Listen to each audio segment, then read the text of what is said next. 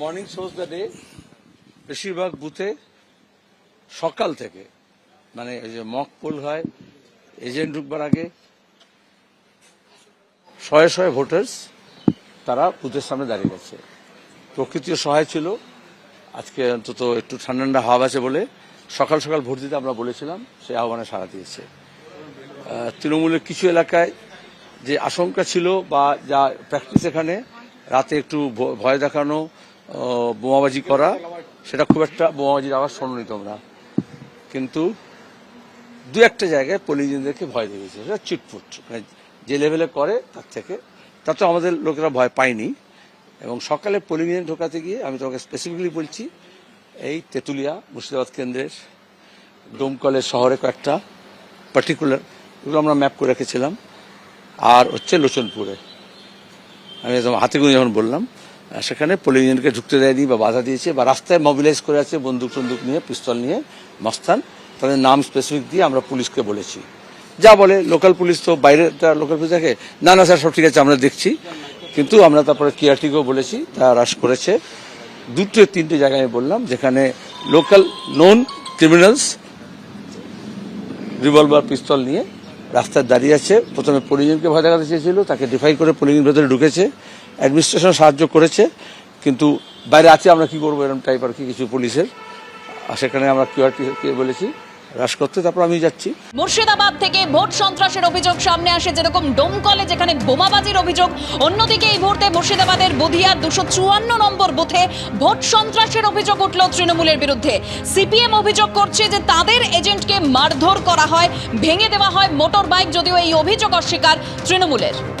সরাসরি চলে যাবো আমাদের প্রতিনিধি রাজীব চৌধুরী আমাদের সঙ্গে এই মুহূর্তে রয়েছে। রাজীব, এই মুর্শিদাবাদের 254 নম্বর বুথে সিপিএম ঠিক কি অভিযোগ করছে?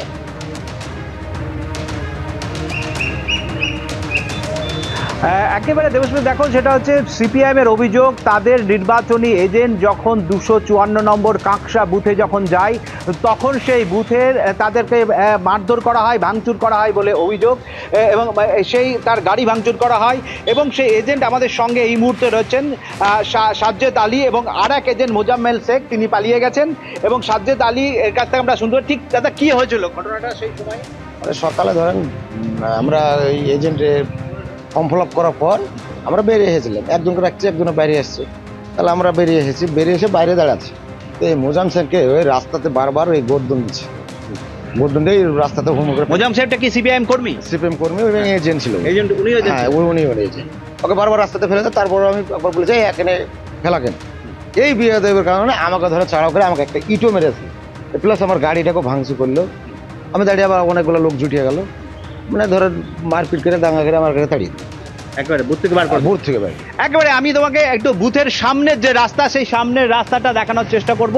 এইটা থেকে বুথ থেকে প্রায় 100 মিটার দূরের এই যে একেবারে মেন রাস্তার পাশে কিন্তু কোনো নিরাপত্তা রক্ষী নেই, এবং বুথের ভিতরে সিপিএফ থাকলেও এই মুহূর্তে কিন্তু গোটা এলাকার যে থমথমে পরিবেশ রয়েছে সেখানে কোনো পুলিশের বা টহলদারি ভ্যানের কোনো দেখা নেই এই মুহূর্তে।